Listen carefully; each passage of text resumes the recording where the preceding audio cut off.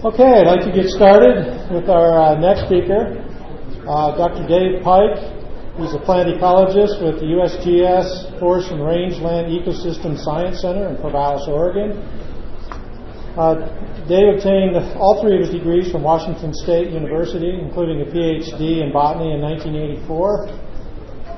In 1977, he began research on the population biology of cheatgrass and native plants within the Intermountain West and has continued to focus on these species and their ecosystems. He became a faculty member in the Rain Science Department here at Utah State University, where he studied native and invasive grasses of the Great Basin and taught courses on vegetation analysis and population biology. In 1992, he began his federal research career with the Bureau of Land Management in Corvallis, Oregon. The agency is now currently changed from BLM to USGS. He's remained in Corvallis and refined his research focusing on rangeland assessments, native plant restoration, and invasive plant management in semi-arid ecosystems of the Intermountain West. And those of you who are involved with this certainly have run across his name in a lot of this, in part because of his activeness in going to meetings and conferences and workshops, but also because he's published a lot in the basic and applied literature realm as well.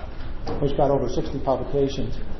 Currently, he is coordinating editor for Restoration Ecology and the project leader for the USGS Coordinated Intermountain Restoration Project. So with that, I give you Dave. He's going to talk on monitoring restoration effectiveness. Thank you, Ron. It's my pleasure to be back here at Logan. It's been a long time, and things have changed quite a bit here in the Cache Valley, but it's always a beautiful location to be able to come back to. I think with the two talks that we've had previously, Steve's talk sort of setting the framework of the sagebrush biome and also setting the stage of landscape looks at how this system works will lend well into going into talking about effectiveness of restoration. Also looking at what Mark presented with the social aspects and the issues that we deal with on trying to convince the public that what we are doing is the right thing in many of these cases. Also is a reflection of our ability to understand when we have done the right thing and when we haven't, and what kinds of information we have to be able to base that upon. And I hope to show you that I believe, anyway, that we have approaches that we could use to be able to begin to move in that direction, to gather information, to support. But I think we also have to recognize that some of this information that we gather, when we talk about effectiveness, we have to admit sometimes that we are making mistakes. Most of what we do in terms of restoration work nowadays is on the cutting edge of what we can successfully apply. And we need to understand from when we do these projects, when we are having successes and when we have failures. And when we do have failures, why those failures have occurred. And without actually having effective information to be able to base that on, we're basically working on conjecture. And so what I hope to be able to give you is a bit of a way in which we can frame this information, gather monitoring information at both a project level and hopefully start to move more at the landscape level as well. So where are we at in terms of the needs that we have? Well, we can talk about effectiveness of restoration treatments, but generally we don't have good information on that. There are many similarities between what we do with restoration and what we have done with emergency fire rehabilitation and stabilization. And I'm going to use that as somewhat of a model to be able to focus on this talk, because we've been working in this area, in this arena, for the last, about 5 years now, and trying to focus work on better understanding how to get good monitoring information. But when we look at the reports that have come out on emergency fire rehabilitation and stabilization, what we find is that almost conclusively across all agencies, we can't determine how effective we've been with those kinds of rehabilitation techniques. And the same could probably be said true with most of our restoration work that we've had within the sagebrush biome. So given that as the framework, we've got a lot of different directions we can go with how we can begin to establish some sort of mechanism and put it into play for being able to look at monitoring effectiveness or look at restoration effectiveness through monitoring. We need to look at how we're going to do this at various scales. Most of us haven't been doing an effective job of monitoring even at the project level, let alone to try and put those projects together to understand how effective we have been over the sagebrush biome, or even over a state, or even over a particular ecoregion. So I think we need to keep this in the back of our mind as to how we're going to put that into play. Information on treatment effectiveness needs to be stored in a way that it is available to all. The Bureau of Land Management, the Forest Service, the Fish and Wildlife Service are all doing their bits and pieces on trying to do restoration work within the sagebrush biome. Private landowners are as well. But we oftentimes hide that information away in a file cabinet and don't make it available to anyone else to be able to understand where we've been successful and where we've had failures. We do have some good examples that have occurred in various locations. I want to at least point out the examples of the Utah Department of Natural Resources and much of the monitoring work that they've done with wildlife habitat and some of the restoration work that they have done. It's been admirable to be able to see some of that work and to actually have that available for other folks to be able to look at. But that's the exception. It's not the rule.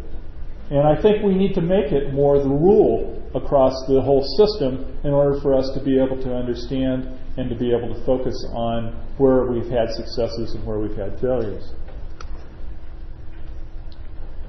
Why the heck do we do restoration?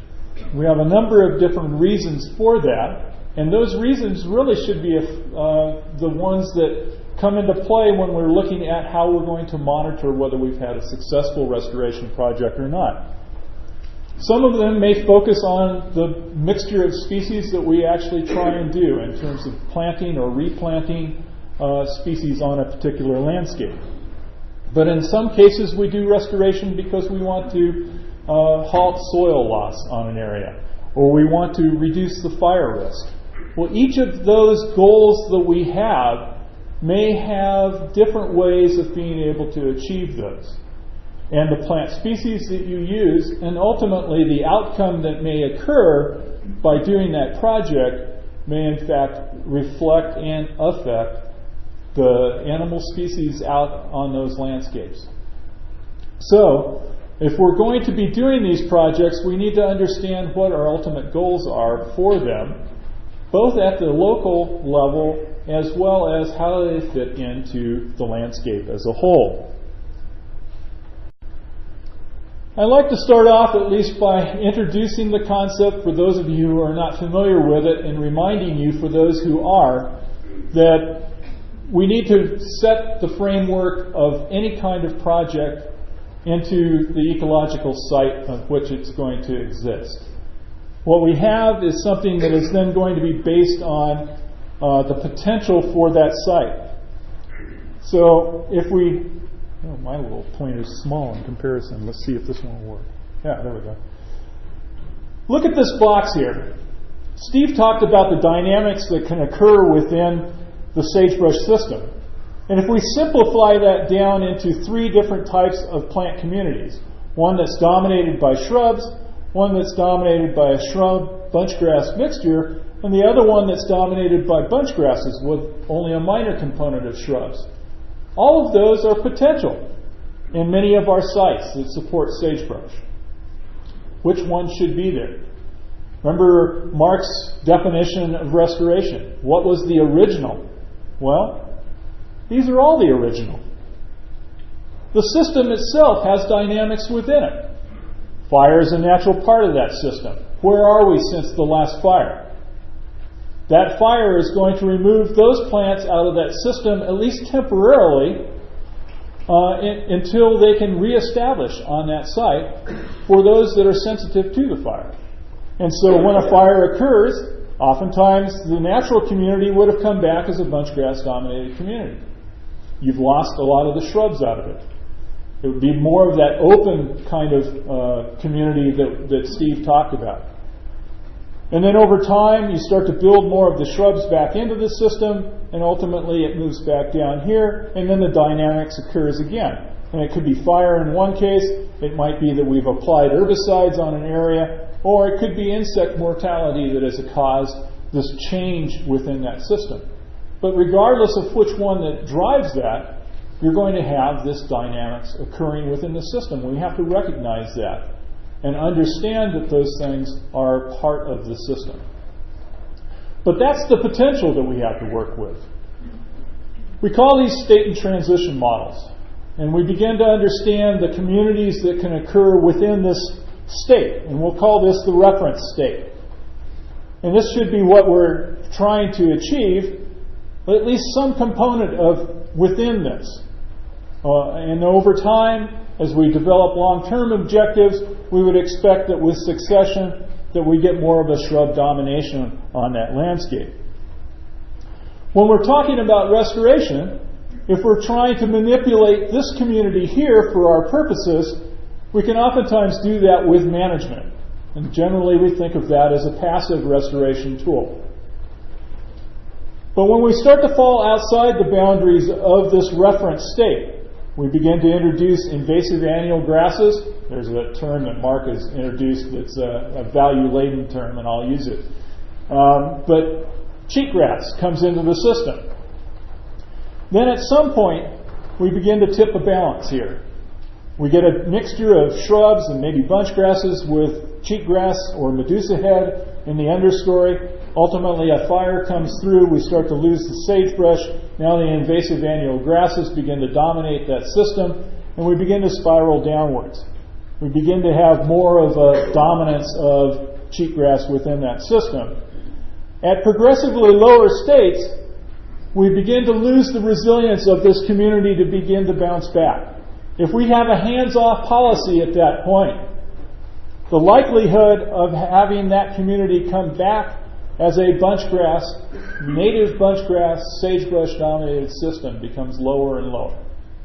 The resiliency of that community has been lost. And so we have to move into more of an active restoration role. And when we are going in and actively trying to restore, we're doing revegetation projects often on these landscapes.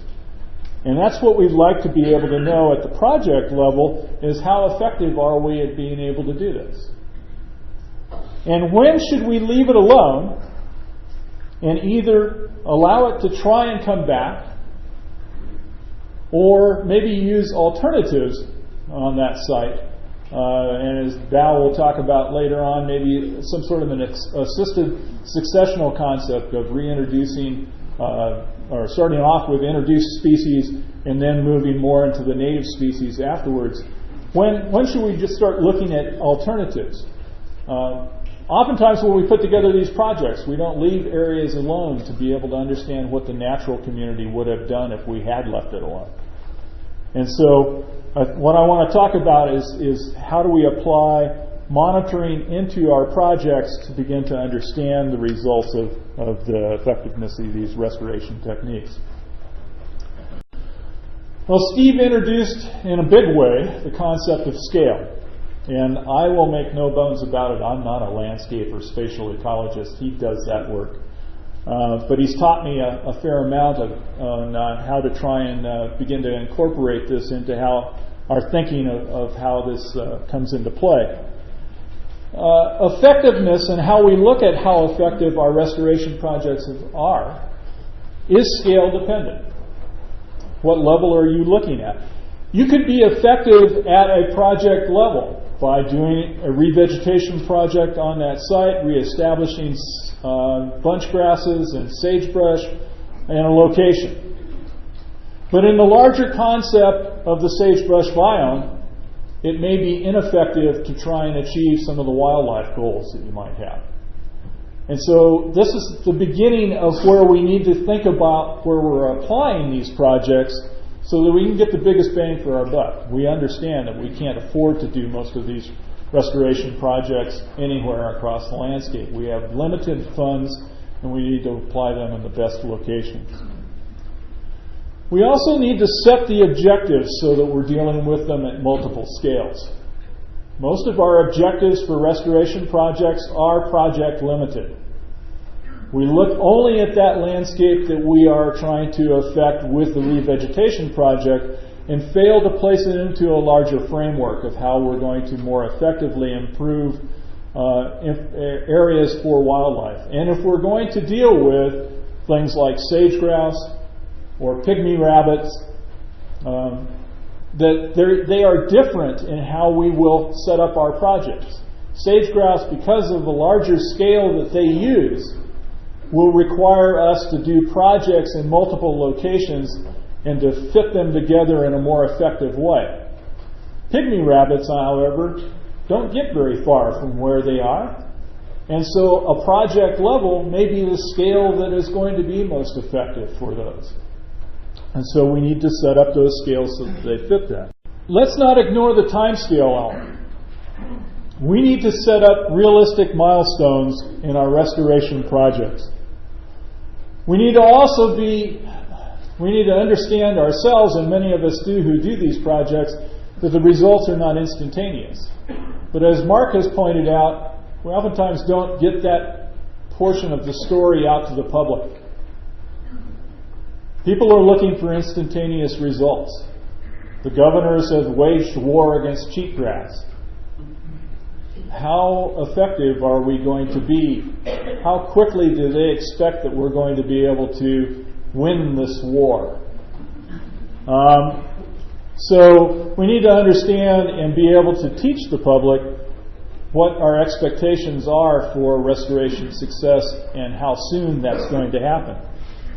It could be that if we're applying a project, a revegetation project, that we get denser amounts of vegetation on that location initially. But ultimately, over time, those plant species end up thinning themselves out. They grow, and they will reflect some sort of dominance hierarchy on that area. We call it species composition. We call it structural relationships within the community. But how long does that take? If we're looking at just the establishment of sagebrush relative to the grasses, oftentimes, early on, sagebrush is a minor component within that system. How long will it take? 10 years? 20 years? 50 years? It depends on the sagebrush species that we're working with. But we need to make sure that people understand how quickly we would expect the results to occur. And if we're going to be setting up projects where we're going to work with the recreation folks and having a demonstration area, let's make sure that we put it on the signs how quickly we would expect to see results in some of these as well. Structure is not created in a day. That structure will take time. The woody plants are oftentimes the longest ones to recover in these efforts. Even if they do establish, they're not visually apparent for many years on many of our landscapes. So let's put together some objectives that have milestones that are both short-term and long-term.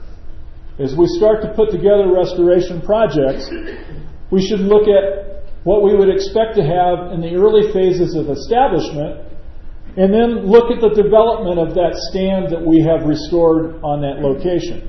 What would we expect to have in 5 years? What should we have in 10 to 20 years on that site? And are we beginning to achieve those? Are we moving in the right direction or not? The techniques that we use to monitor this may have to change as time goes on. We might start out with density measurements just to find out whether we establish the species that we actually have revegetated that site with. But density is probably not the best tool for looking at the dominance of many of these species over time. So we'll shift that over to looking at things like cover or biomass on those sites. But if we're going to introduce wildlife objectives to these projects over a larger scale, then the woody component of this, which oftentimes many of these wildlife species that we're concerned about are going to require, those woody components will take a much longer time to become prominent on many of our sagebrush grassland systems. So if we're looking at a mountain big sagebrush community, we might anticipate the recovery of the woody component to occur much sooner than we would on a drier Wyoming big sagebrush site. And our expectations on these need to be spelled out to the public so the public understands that sagebrush isn't sagebrush isn't sagebrush. We really need to begin to get that story across. As I think Mark and Steve both pointed out, people go out and they look at these landscapes and they think that when they're looking at a Wyoming big sagebrush community and then they move into a mountain big sagebrush community, oftentimes they look at the Wyoming big sagebrush community as being a degraded community. It looks different because it should be different. It should have less cover associated with it. So we need to get that story across. And how do we do that? All right, I mentioned that we've done a fair amount of work with wildfire rehabilitation monitoring.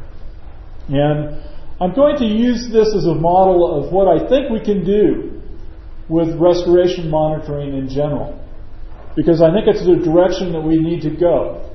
And there's been a lot of resistance in moving in this direction, but I think that we can begin to address some of the reasons for some of the resistance, as well as reasons for beginning to break down some of the walls that have been those roadblocks.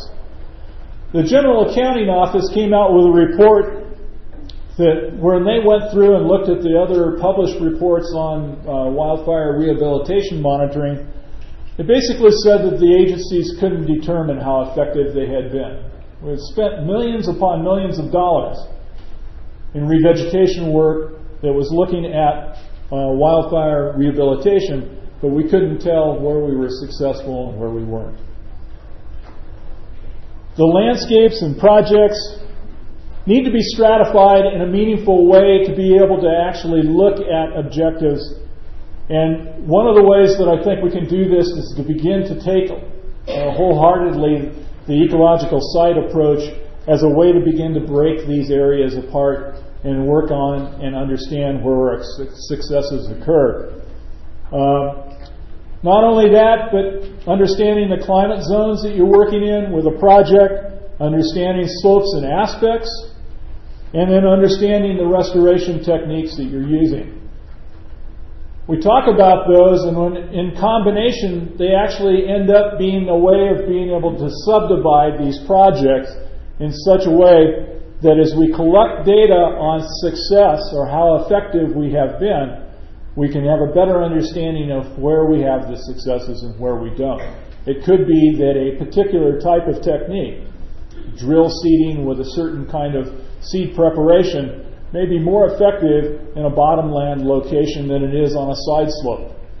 And we need to understand when that's occurring, because then we can start to limit where we were doing some of these projects and look for alternatives on the side slopes.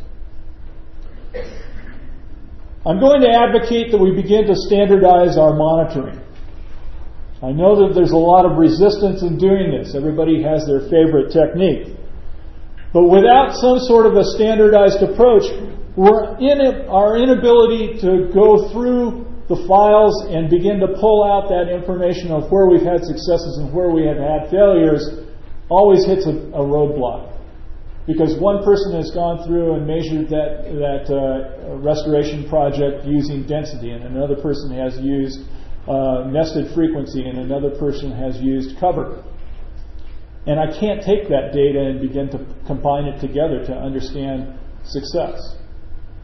And so, although there's probably no single technique that everyone can agree upon is going to be the best, I think we have to come to grips with the fact that there are some techniques that might be better than others, and let's try and move together in a more uniform fashion so that we can have a greater ease at moving that information so that it's available for everybody to begin to access. I show this graph to point out one of the things that we found when we were doing some of the work with the BLM. And we looked at various restoration or rehabilitation projects that they had, and just looked at the monitoring techniques that they used over time. And going back to 1988 through 1990, you can see that the greatest amount of monitoring was only done with photo points. They would go out and just take a photograph. And at 3 years, they would take another photograph. And that was their degree of success. Over time, the BLM started to shift to more quantitative techniques. But if you'll look at 97 through 99, we have a whole list of different types of quantitative techniques. Some of those are covering different forms of cover. Some of them are collecting frequency data. Some of it's density information. We can't necessarily combine that information and pull together a nice picture of where we've been successful and where we've had failures. And so it really is necessary for us to start to come to grips with the different kinds of techniques that we're using. Now, on the positive side, we've moved away from using photographs as our main form of monitoring, and we're now moving to quantitative techniques. And I think that that should be pointed out as a better form of a way of being able to go. So in putting together a standardized approach for emergency stabilization and rehabilitation monitoring, what Troy Worth and I have done is to put together a publication that outlines the basic elements that should be in a monitoring project. These projects should have objectives that are clearly put together prior to the rehab or restoration project. The land that is going to be affected should be subdivided, and this gives you a little bit of an idea here with a map. This was an outline of a fire that went through an area. There were certain treatments that were going to be applied. Within those treatments, you have outlines of different ecological sites. What we can do is take the larger areas and begin to stratify those and put monitoring plots within each of these. One unique thing that we're advocating, and I mean for those of you who deal with research, you would think this is an obvious one, is control plots. Ones that are in the location that should be treated, but are not treated. And this was a hard concept to get through to a lot of the people with emergency fire rehabilitation and stabilization, because they viewed control plots as being equivalent to research. And you can't do research with emergency fire money. And so they would throw out any control plots that were put in. I think we've gotten around that hurdle now. And so we can put control plots now into fire rehab projects, because without those control plots, we don't know if we're doing greater harm by the restoration or rehabilitation technique that we're applying than if we would have left that area alone. And so we start to need these to be applied in certain locations so we can begin to follow what would happen in these areas if we had not treated. Maybe we didn't meet our objective as we spelled it out initially in the project, but maybe it was better than what if we left it alone entirely. Data quality, there are elements associated with that, statistical analyses, but then the last thing that I really want to point out here is the repeatability of field methods, because that's what we will archive and be able to look at. This particular project then becomes one project of many that we can look at across the Great Basin. And if we have the repeatable methods, we can begin to tease out where we've been effective and start to understand what techniques to use in different locations. The objectives need to be clearly defined, and they should be set up in such a way that they determine what the treatment success will be. So we need to outline that at the beginning. Those objectives are generally at the project level. I encourage you to start to look at, when we're dealing with restoration, looking at objectives at a regional level as well. The objectives need to be short-term and long-term. With emergency fire rehabilitation, they're limited in terms of the monitoring that they can do at the 3-year time frame. But that still doesn't halt the fact that succession continues and that land that has been treated will continue to change beyond 3 years. And so there ought to be 5-year or 10-year types of goals that we ought to be looking at and seeing whether we're beginning to achieve them. There are 2 types of objectives, and I'm not going to go into the details on these, But there are management objectives, and then there are monitoring objectives. The management objectives are those that you'd like to be able to achieve in terms of the amount of cover that you'd like to have in an area, what species you would like to cover, and so forth. But the monitoring objectives are dealing with the quality of that data. Both of these should be addressed. There's a publication by Elzinga and others that goes into this information in detail. I'll refer those of you who deal with monitoring to those. Also Troy Worth and I have a publication on this kind of an approach on how to set up the objectives as well.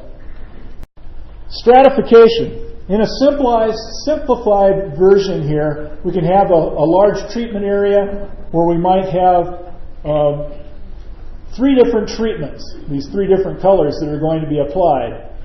And those 3 different treatments fall into 2 different types of soil map units, which mean 2 different types of ecological sites. The potential of those 2 sites might be different. So we would like to set these apart as different strata and actually have a set of monitoring plots within each. And we put those into a framework where we can focus on those monitoring locations that are going to be the most important ones or the largest ones on those landscapes.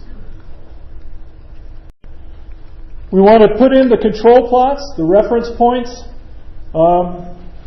because we want to know if the restoration was necessary. I mean, the doctors, if you go to a doctor, they always say that their first order of business is to do no harm.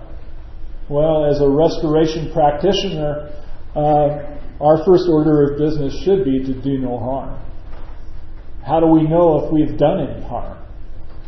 We need to have some sort of a control plot to know whether by doing our restoration treatments we've made worse and worse area out of what it would have been if we just walked away and left it alone.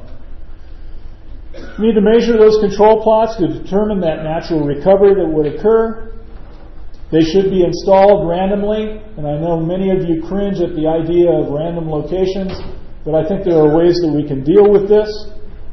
We can place those control plots in those monitoring areas, and they need to be placed prior to the treatments.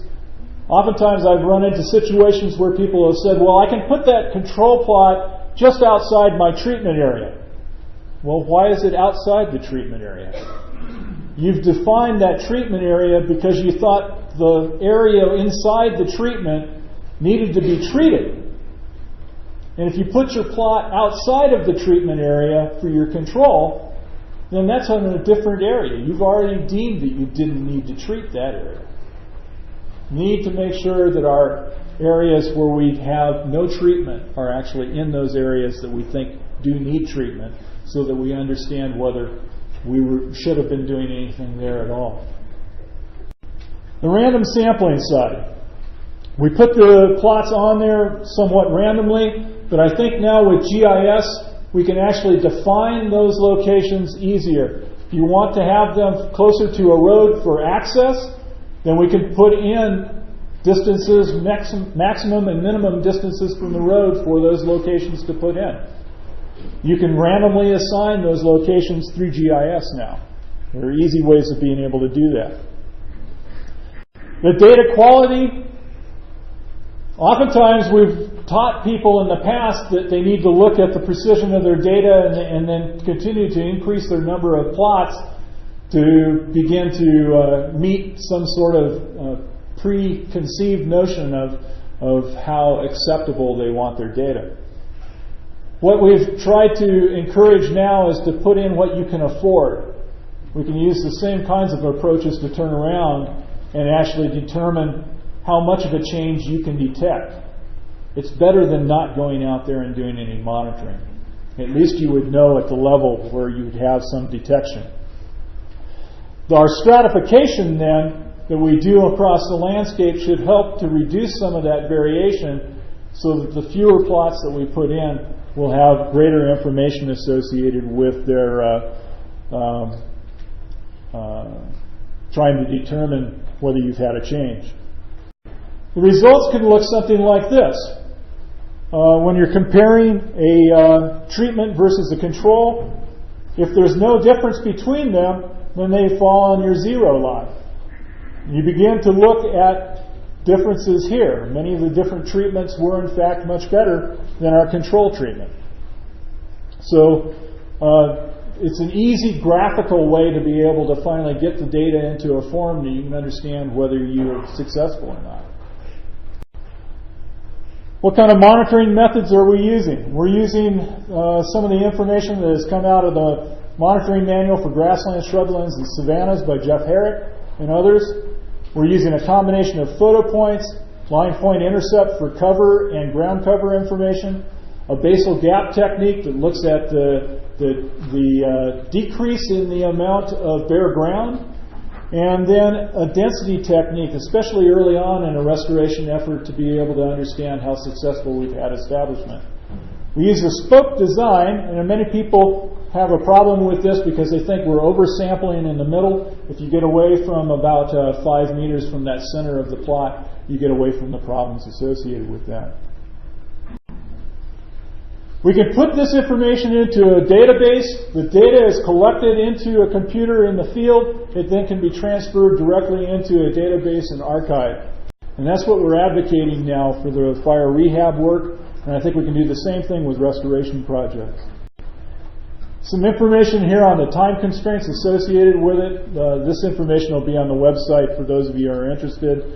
Some of these techniques don't take all that long to be able to apply. The web-based database will be that location where we can actually pull that information out and begin to use it at the larger level. And we can then begin to answer some of these regional questions that we haven't been able to address at the larger landscapes. So we can scale up then with those data. We can look at the project data and the similar strata and begin to combine them, relate those project data so that we can determine where the successes are within a BLM district office, within a state office, or within a whole region. We can begin to spatially prioritize those areas and look at the set of objectives at a coarser scale, which helps us then in beginning to set those objectives at the landscape level. And hopefully, we begin to combine this ground level information that we're collecting at a project level with aerial photography and remote sensing at more of the landscape level to look more at our successes for that scaling up process. Steve talked about the prioritizing restoration. If we're looking at how effective we are within these areas that we deem that are high priorities, then we can set those objectives and begin to look at those locations as well. So, to conclude then, our project level successes, we should be able to gear our methods to the objectives that we set out. Those monitoring techniques, hopefully we will determine whether the objectives have been met. At the landscape level, this is where a lot of our research is currently focused at monitoring. What are the best techniques for us to begin to apply? We recognize that some of the objectives may be different at the landscape level. Then also we need to implement more of the time scale framework and the objectives at different times. But as we begin to stratify these areas and look for successes across these different strata, we can then hopefully begin to address some of the wildlife issues as to how well we're restoring those areas over time.